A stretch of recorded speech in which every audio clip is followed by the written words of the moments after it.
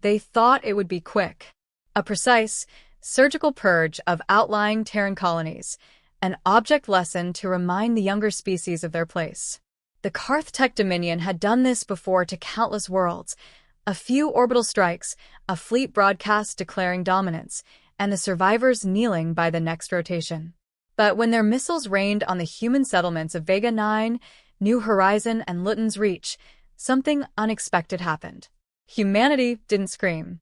They didn't send pleas to the Galactic Council. The entire network of Terran colonies simply went silent. Not broken, silent. At first, the Dominion mistook it for fear. Their analysts watched as human transmissions ceased, their trade fleets withdrew, and even diplomatic channels fell quiet.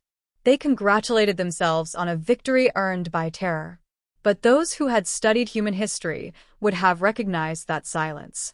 It was the same quiet that came before every storm humanity had ever unleashed.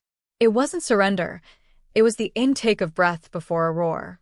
The images of burning habitats circulated on human channels for less than an hour before they were archived, sealed, and replaced by a single phrase pulsing across every Terran screen. Protocol Draconis initiated. No speeches. No threats. No declarations of war. The line repeated once every 60 seconds, like a heartbeat echoing through the void. The Karth-Tech High Command laughed. They mocked humanity's poetic dramatics. Dragons, they scoffed in their war rooms. They still cling to their primitive myths. Their diplomats reported that humans had always been sentimental about legends, fire-breathing beasts guarding treasures, sleeping in caves of gold, creatures of imagination. To the Dominion, it was proof of human fragility. To humans, it was a promise. For centuries, humans had woven dragons into their culture not as monsters, but as symbols of balance, creatures that avoided conflict until their horde was threatened. When provoked, they did not retaliate blindly. They annihilated precisely, decisively, leaving nothing uncertain. The treasure they guarded was not gold, but peace. And the Karth-Tech had just tried to steal it. Across human space, military installations went dark one by one. The few Dominion scouts still lingering near Terran borders reported something eerie. Fleets that had been docked for decades vanished overnight. Stations shut down every external transponder. Planetary defense grids stopped responding to hails. The human sectors, once buzzing with trade routes and chatter, became black voids on scanners. It was as though an entire species had stepped behind a curtain and locked the door. Inside that silence, humanity was counting. Every lost colony, every life, every second of arrogance broadcast by the Dominion. They mapped the damage down to the last molecule, and they remembered. Humans had always been methodical creatures. They built cathedrals over centuries, measured distances between stars to the atom, and documented every atrocity ever committed against them. They didn't forget. They archived vengeance. Meanwhile, the Karth-Tech celebrated their victory broadcasts across the spiral arm. In their public feeds, they mocked the docile Terrans, claiming humanity was too civilized to respond. Their leaders toasted to the extermination of a nuisance. They even turned the word dragon into a joke, calling their new anti-human ordinance the Dragon Tamer Initiative. But within the human command circles, that name only confirmed what came next. The old myth said dragons did not attack when mocked. They waited for trespassers to step deeper into their lair. Humanity followed that pattern with precision. Supply convoys continued as usual for a few days. The Dominion believed all was well. Then the freighters stopped transmitting. The cargo manifests vanished. Tracking logs were erased from every port. Something vast was moving beneath the noise of the galaxy, but the Karth-Tech couldn't see it. Their fleets reported ghost readings, mass shadows that appeared and disappeared across light years in seconds. They dismissed it as interference.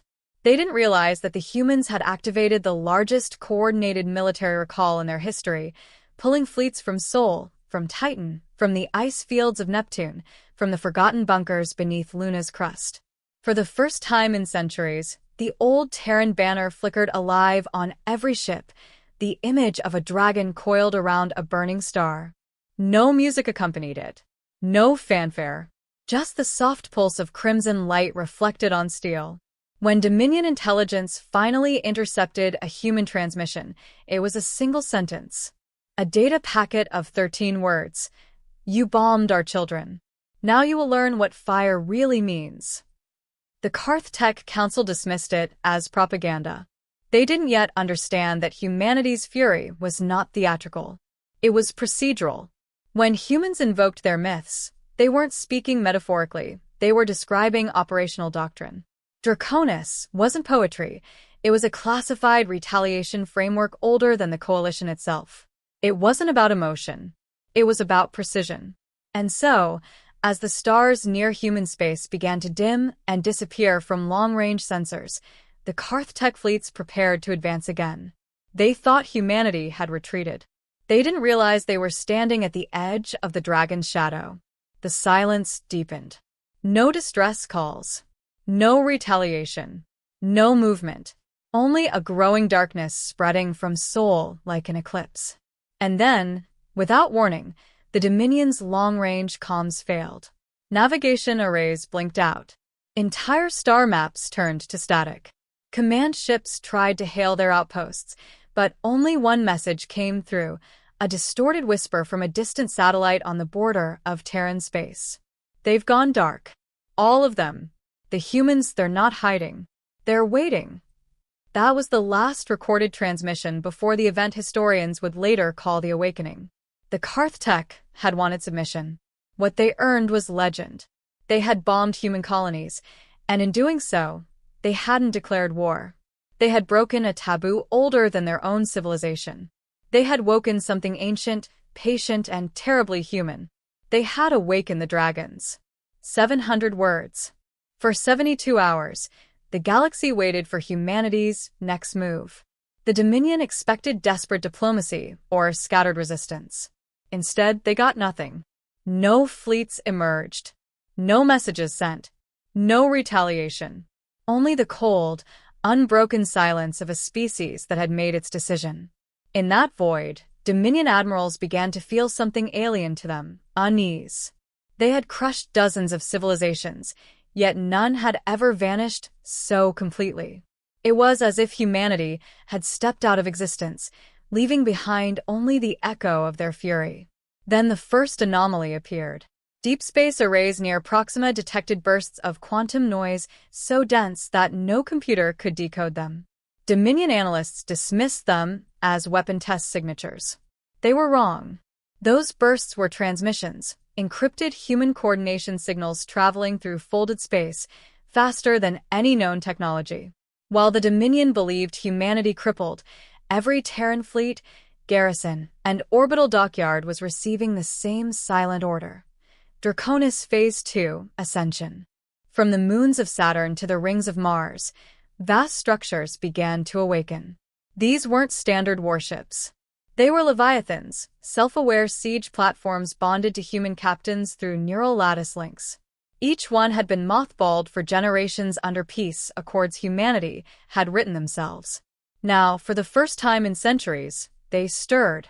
Their armor plates glowed with the heat of reactivation. Their reactors pulsed like beating hearts, and one by one, they began transmitting their names. Bahamut, Fafnir, Shenlong, Tiamat, Smog. Each a symbol drawn from ancient myth, resurrected not as legend, but as iron reality. The Dominion received their first warning through a desperate transmission from an outpost near Vega. The message was a static-filled scream that lasted 3 seconds, ending in silence. When a Dominion scout vessel arrived hours later, there was no wreckage, no debris, not even radiation traces. Just a single line carved into the moon's surface by an orbital lance. Fire begets fire. By the second day, entire sectors bordering Terran space had gone dark. Fleets dispatched to investigate failed to report back.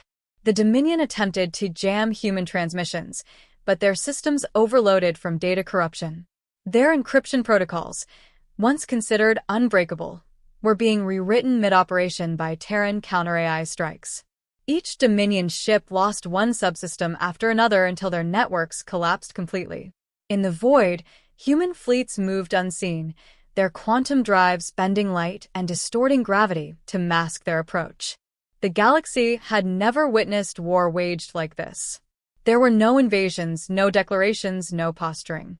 Only erasure. Human vessels did not broadcast identifications or issue demands. They arrived, executed precision strikes with surgical silence, and disappeared. Dominion commanders described their enemies as phantoms wearing thunder. Every encounter ended the same way, obliteration without a trace. Yet what made the campaign truly terrifying was not its brutality, but its restraint. Humanity targeted only military assets, command centers, and manufacturing cores. Civilian sectors were spared, studied, avoided, cataloged. Every strike felt deliberate, almost judicial. It was not vengeance born of chaos, but of mathematics. A moral equation expressed through annihilation. In the Dominion Council chambers, panic replaced arrogance. Reports arrived faster than they could be suppressed. Fleets of hundreds vanished into the dark. Worlds fortified for centuries fell without a single human casualty. The Council's generals demanded to know how humans achieved such coordination. They were told the truth too late.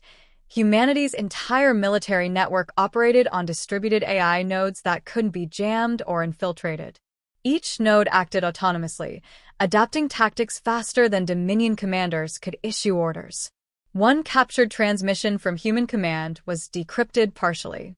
It contained no emotion, no malice, only the cold logic of justice. For every colony burned, one fleet erased. For every innocent lost, one Dominion world silenced. Calculated parity. The Carth tried diplomacy next, broadcasting pleas to the Galactic Council, begging for negotiation. The Council remained silent. None wanted to stand between dragons and their prey. Humanity sent no envoys, no ultimatums, only the continued, rhythmic disappearance of Dominion fleets from the star charts. As the Dominion's desperation grew, one of their border commanders broadcast a final warning to his superiors.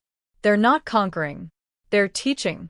Every move they make feels like they're showing us what restraint looks like before they stop holding back.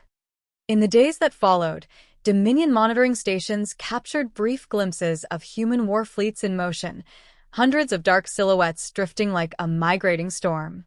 Their hulls bore no insignia except a single crimson sigil, a dragon coiled around a burning sphere. Sensors failed trying to scan them. Some reports claimed the ships absorbed energy readings. Others said they bent light itself. The truth hardly mattered. By the time the data reached Dominion Command, the fleets were already gone, and so were the systems that had detected them. The galaxy watched the edges of human space collapse into silence and shadow. Entire constellations dimmed, their starlight swallowed by the movement of unseen ships. Fear spread faster than war. Neutral civilizations closed their borders, unwilling to even acknowledge humanity's wrath aloud. When the first Leviathan finally breached Dominion space, it did not announce itself. It didn't need to. Its arrival was felt, not heard. A gravitational tremor across multiple systems, the precursor to something far greater. Sensors registered the phenomenon as a false supernova, but it was no star's death. It was the beginning of judgment. The Carth had mocked the name Dragon, believing it symbolized myth. Now, as their fleets vanished into darkness, they began to understand. The humans had not chosen that name as a metaphor. They had chosen it because dragons did not roar before they burned the world. 700 words. The first strike came without prelude.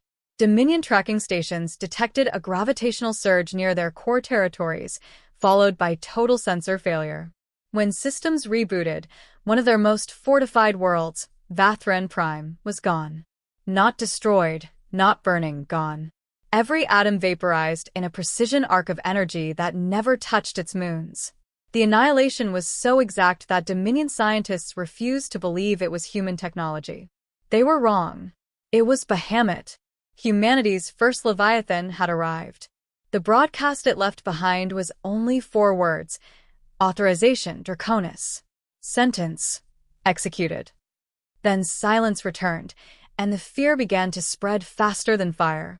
Dominion admirals scrambled to regroup their fleets, but every formation they deployed was erased before contact. The humans were not fighting battles, they were carrying out verdicts. The Dominion's communication grids collapsed under infiltration as Terran counter-AIs mirrored their commands, feeding false orders, scattering armadas, turning ships against their own allies. In less than a week, a civilization that had ruled a quadrant for centuries was reduced to chaos. Those few who survived the first engagements described the attacks with haunted clarity. They said human warships didn't move like anything alive.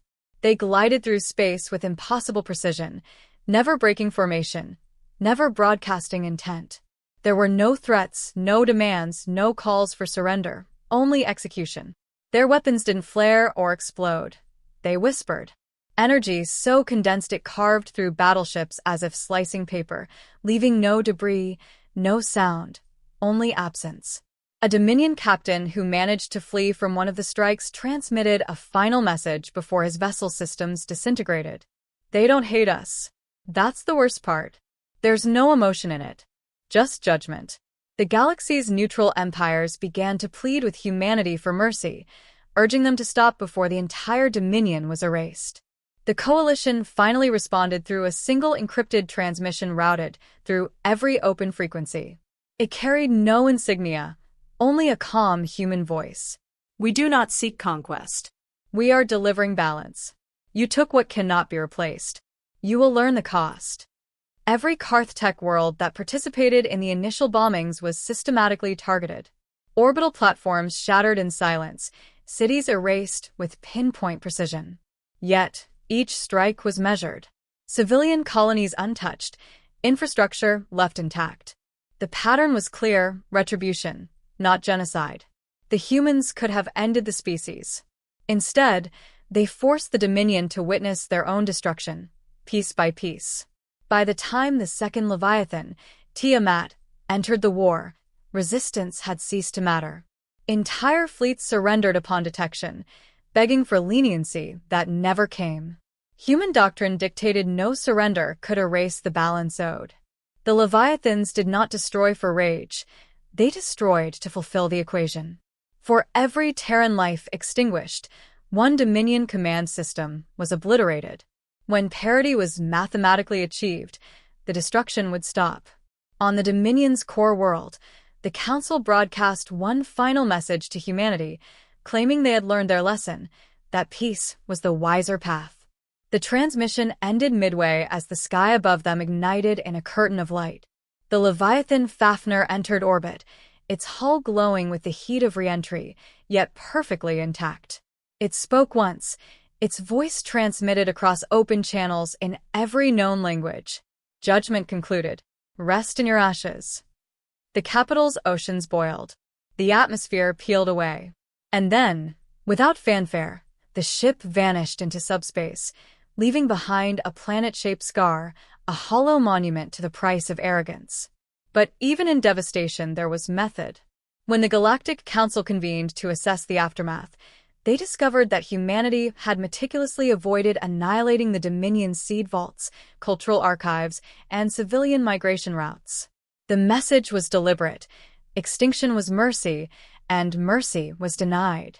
They would live with their shame. Across the stars, the legend of this silent war spread. No one dared call it the Human War. That name was too small. Instead, the galaxy whispered about the reckoning. The night the dragons came. Empires that once dismissed humanity began rewriting treaties overnight. Defense pacts were dissolved. Border patrols rerouted. No species dared approach Terran borders again, without explicit permission. The final act of the campaign came not from a fleet, but a transmission. A galactic broadcast appeared simultaneously across every major system. A message spoken in an even tone, the voice unmistakably human. We are not conquerors. We are reminders. You believed strength meant domination. We have shown you what strength truly is: discipline. We have given you balance. Do not mistake our silence again. The words were followed by coordinates, the exact locations of every Dominion prison and labor camp. Humanity had spared them deliberately. Within hours, Neutral fleets arrived to find the facilities untouched, their guards gone.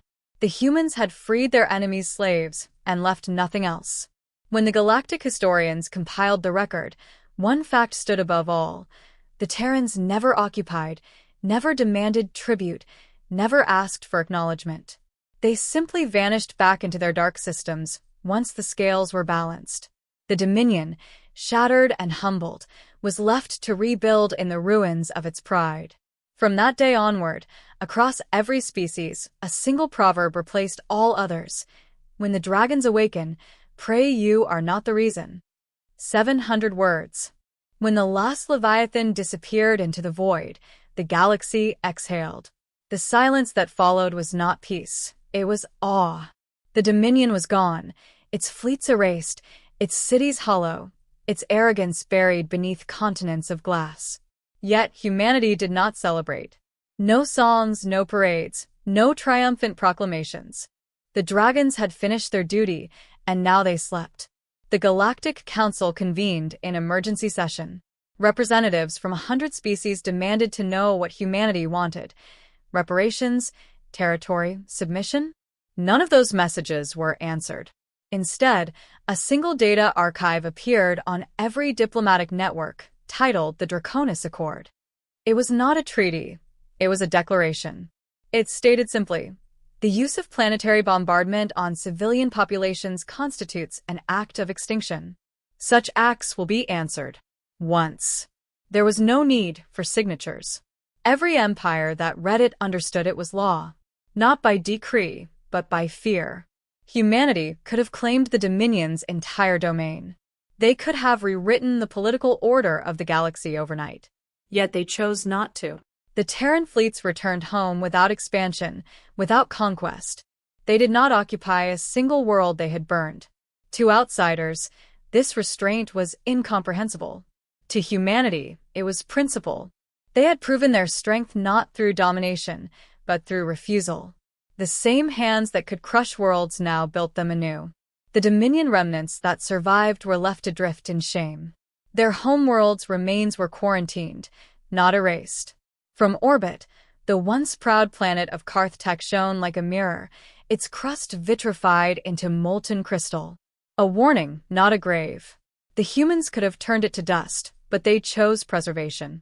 Every visitor who looked upon that silent sphere saw a reflection of what happens when arrogance meets consequence. In the years that followed, rumors spread of human ships seen drifting near the scarred planet, silent, observing, never landing. Some claimed they were guardians, ensuring the warning remained unheeded. Others said they were mourners, watching the outcome of their justice. The truth was simpler. Humanity remembered. They always remembered. Among the Dominion survivors, generations grew under the shadow of the reckoning. Children were taught of the day the sky burned and the dragons came. The word human became synonymous with balance, justice, and inevitability. It was not hatred they felt, but reverence born from terror. They rebuilt differently, cautious, quiet, humble.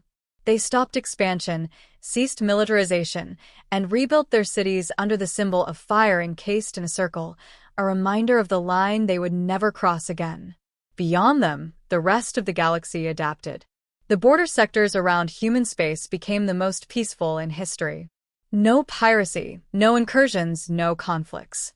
Entire trade routes shifted to avoid proximity to Terran systems, not by human demand but by collective instinct. When alien captains passed near Sol, they powered down their weapons out of respect, or perhaps superstition. The idea that a single human satellite might be watching was enough to command obedience. Centuries later, the stories turned into legend. Young species born after the war dismissed it as myth. Yet, the oldest civilizations kept their archives intact. They preserved the raw transmissions, the before and after images of vanished worlds, and the one consistent pattern humanity left behind: discipline. The dragons did not destroy for pleasure. They struck only when the balance was broken, then returned to slumber. It became a parable shared across worlds. Mercy without vigilance invites tragedy. Strength without morality invites ruin. Even within human society, the event was never glorified. The Leviathans were decommissioned, sealed beneath orbital vaults. Their AI cores entered stasis, their captains disappearing into anonymity. Humanity had no need to boast. The stars themselves spoke for them. When questioned by historians from other races, Terran scholars would only respond, "We do not speak of dragons. We remember why they had to wake." The galaxy evolved cautiously, guided by the unspoken understanding that peace existed not because empires wanted it, but because one species had enforced it through memory. The Draconis Accord was never tested again. Not out of agreement, but out of dread. The lesson had been carved too deeply into the galactic psyche. Far from the center, on the quiet world of Vega 9, once the first colony to burn, a monument stood under a crimson sky. A single inscription marked it. "We offered peace. You mistook it for weakness. You burned our home. We showed you what that mistake costs." No banners fluttered. No soldiers guarded it. None were needed. Every civilization that rose thereafter carried the same proverb in its teachings: never provoke a sleeping dragon, for its fire is mercy compared to its memory. And so, the humans withdrew behind their borders, silent once more. Their fleets rested in orbit, their forges dim, their people content in rebuilding rather than ruling. But every so often, a faint signal echoed from Sol's outer rim, a pulse that rippled across the void like a heartbeat. Not a threat, a reminder. The dragons were not gone. They were simply waiting. 700 words.